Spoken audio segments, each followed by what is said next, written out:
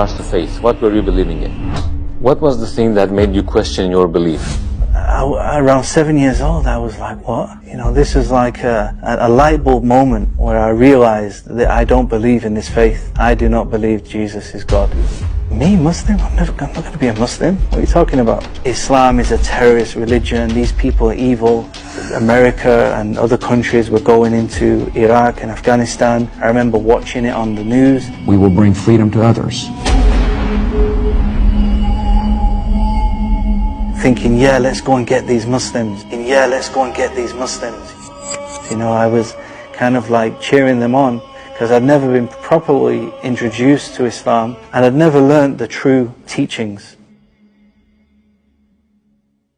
Assalamu alaikum, Brother John. Thanks for coming. We will be having an interview with you, inshallah. To start off with, who is John Fontaine, and can you tell us briefly about your life? Yes, so my name is John Fontaine. I'm a convert to Islam. I converted in 2008. And before Islam, I was a jazz singer. I was also studying diamonds and working in Africa. So I'm from Manchester, the famous city. You know, a mixed upbringing. I went to school, college, and then I started to get into business and singing as well. How was your life in regards to faith? What were you believing in? I was born and raised as a Christian. So from a very young age, I used to go to church. I went to different types of churches. I also went to evangelical churches as well, which is a very different religion to Protestant Church of England religion. I was also into music. So I started to play the church organ. I played the ukulele, banjo. I played the trumpet. So I was very musical from a very young age. So in my teenage years, I got into singing. So from the age of 14, I was singing. And then when I became around 16, 17, I started to sing professionally as a job, singing in jazz clubs and cruise ships and football in Manchester United's ground and different places.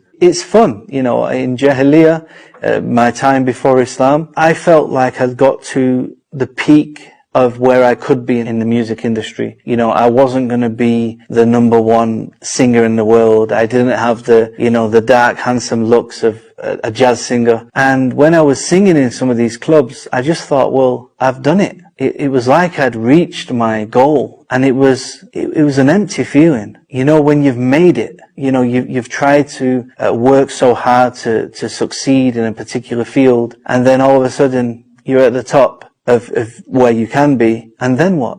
Am I going to do this for the rest of my life? It's not fulfilling. So this is why I started to look into business as well. I started to study diamonds, and that's when my journey took me to Africa and on to different things. What was the thing that made you question your belief? Was it an event? Was it a thought? And when was it? That's an interesting question. From a young age, the age of about 7 years old, I remember being in Sunday school in church. We had to write a song about God. And my song was called Jesus and God. And that was the chorus. It was like a rap. I had some verses. I still remember the verses. I'm not going to sing it now. And I remember the pastor, one of the youth workers, he took the piece of paper and changed the words. So originally my song was Jesus and God, and the pastor changed it to Jesus is God. And around 7 years old, I was like, what?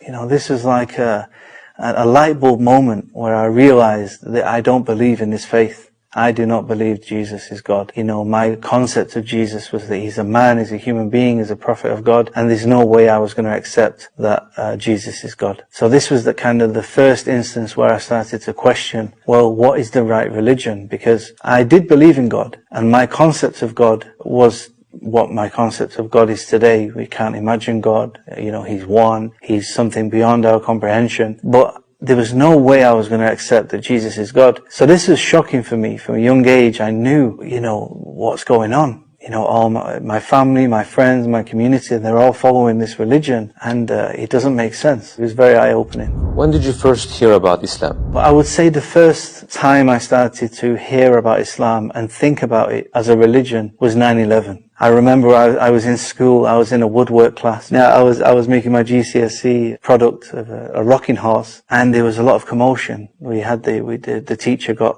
the 9/11 incident on the laptop, and we were shocked, you know, that somebody had flew a plane into the World Trade Centers, and all I heard was the Muslims, it's Muslims, it's Muslims. And from then I went home and I was watching the news, and I remember when America and other countries were going into Iraq and Afghanistan. I remember watching it on the news, thinking, yeah, let's go and get these Muslims. You know, I was kind of like cheering them on, not knowing anything about Islam. All I thought I knew was that Islam is a terrorist religion, these people are evil, and that was kind of my first introduction. For what reason did you feel the attraction towards Islam? Initially, I was looking into Islam online. I was watching YouTube when YouTube first came out, coming across some different videos. I also, at the age of 18, I traveled to Senegal in West Africa. And for those who don't know, Senegal is a Muslim country. When I was in Senegal, I was actually quite scared of Muslims initially because of 9/11, because I had many misconceptions about Muslims. So actually going to Senegal opened my mind.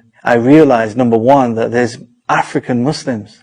I had never seen African Muslims. So I was really interested in understanding, how did Islam come here, you know. And when I went to Senegal, this was the first time I actually heard the adhan. It was fascinating. You know, I was really happy to hear the call to prayer. I wanted to understand it. I wanted to understand the meaning. And I met some Muslims. I came across a brother who, at the time, he was working in the hotel, and he invited me to his house, to stay in his house. So I ended up living with him for some time. I went to a Muslim wedding, I went to a Muslim funeral, and I witnessed him and his mother and his family praying. We ate together, sitting on the floor, and all these things were amazing to me. At that time, did becoming a Muslim cross your mind? But I wasn't convinced on Islam. So even though I liked the culture, I liked my experience, this wasn't enough to make me a Muslim. This just sparked my interest even more to it was kind of weird, because I started to attack Islam by using Christianity. Even though I knew Christianity wasn't true, culturally I was still Christian. So I started to, try to find problems with Islam, spark discussion with some of the Muslims. But the more I researched, the more I questioned Islam, the more I was impressed about the teachings and the message of the Quran. And I guess I was willing to accept Islam. When I say willing to accept Islam, I mean I was willing to give Islam a chance, because the Africans had a part to teach me about Islam. In Senegal, did you have any memory that you cannot forget? So I was 18 years old. This is 5 years before I converted. And while I was staying in the brother's house, who was a Muslim, his grandmother passed away. And she was 105 years old. And he was crying. He was sat on the bed crying. So I sat next to him. I put my arm around him. And I said, she'll go to a better place. And he said, I'm not crying because she's passed away. He said, she's a Muslim. He said, she goes to Jannah, inshallah. He said, I'm crying because she's a very old woman, and I wanted her to meet you so that she can make dua that you will become a Muslim. And that touched me. I thought, me, Muslim? I'm not going to be a Muslim. What are you talking about? I didn't say that because he's still upset that his grandmother passed away. But this had an effect on me. I was like, why is this so important for this man? Why is he crying? He's just lost his grandmother. He's not crying because she's passed away. He's crying because he wants me to be a Muslim. And that was something that made me think, wow, this guy actually believes. He really believes in this religion. When and how did you accept Islam? I eventually accepted Islam when I was 23 years old. I was doing some research, but again, at the time, I was not willing to give up singing. I was not willing to give up certain things. And I didn't know how to become a Muslim. In fact, I didn't know I could be a Muslim.